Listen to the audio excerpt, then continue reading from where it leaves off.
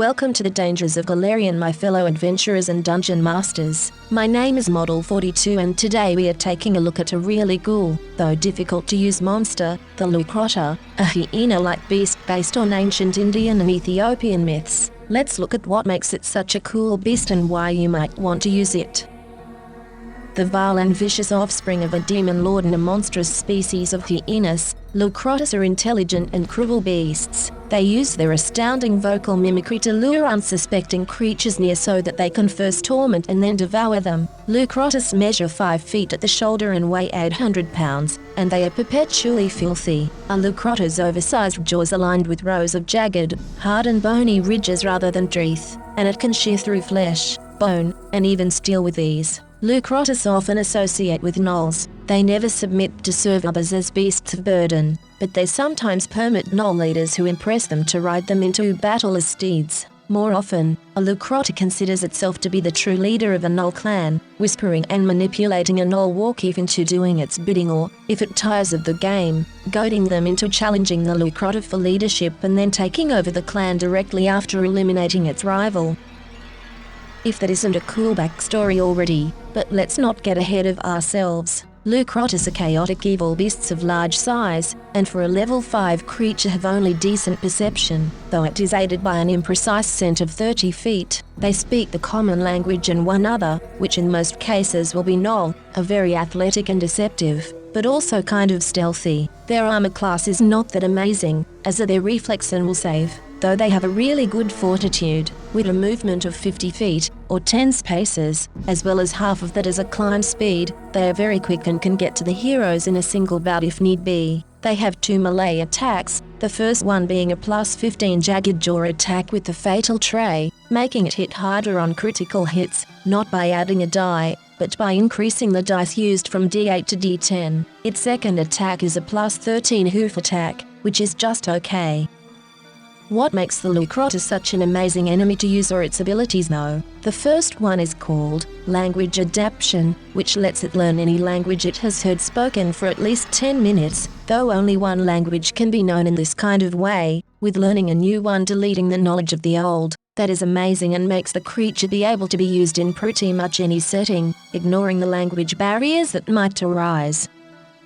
The second ability is called sound mimicry, and costs 1 action to use. The Leucrotta perfectly imitates voices, as long as it knows the language is spoken, and attempts a deception check against the will DC of listeners, to fool them. If it has listened to the creature it is imitating that way for at least 10 minutes during the last 24 hours, it gains a plus 4 bonus for the check. Though it cannot duplicate language-based effects, abilities and spells with that, it can still use those spoken words to fool others into thinking it did use those things. The last ability is called Luring Cry, and needs 2 actions to activate, being an aura-like effect with a radius of 60 feet, or 12 paces. It can only do this if the last action was a sound mimicry, and it tries luring its prey closer to it, or a trap it prepared in advance, like an ambush. Each creature in the emanation has to make a will save against a DC of 19, or is fascinated and compelled to move into the direction of the sound in their turn. Those creatures are flat-footed. Also, if the Leucrotta attacks a creature in that state, only the attacked creature loses the condition after the attack. Should the Leucrotta use the name of a target creature during this ability, that named creature, and arguably others that might know it and the imitated creature, though that would be my ruling, suffer a -2 penalty on that check. On a success, they are immune against this ability for 24 hours. That's all it can do, but how can we use this beast? In a savanna or tropical jungle setting, those are easy to use for scary night encounters, haunting small villages where the players have to spend the night and investigate. Maybe they need to rescue a child or woman that has been lured away and follow traces of the beasts, right into a deadly trap.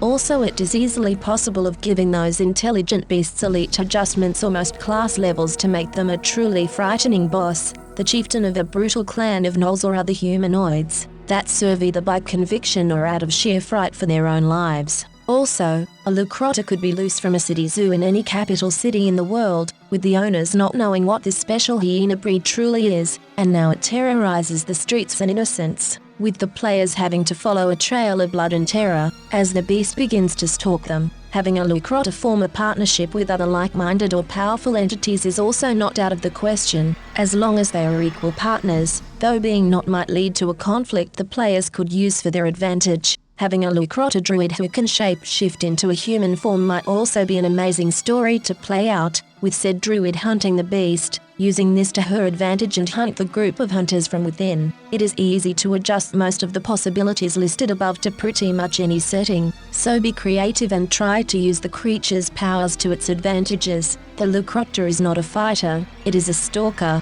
a hunter, a predator. It will observe, study, plan, create a trap, and then strike with deadly ferocity. It might not be the smartest, but with an intelligence of 10 to 11, which the +0 hints at, it has some measure of intelligence, especially when it comes to hunting prey, so use that to your advantage. Because of its mimicry, you can even have it bring trouble in the happy family that is your player group, with its words haunting deeply, showing their fears, their problems, or sowing distrust and anger, making one of them leave in haste, right into an ambush.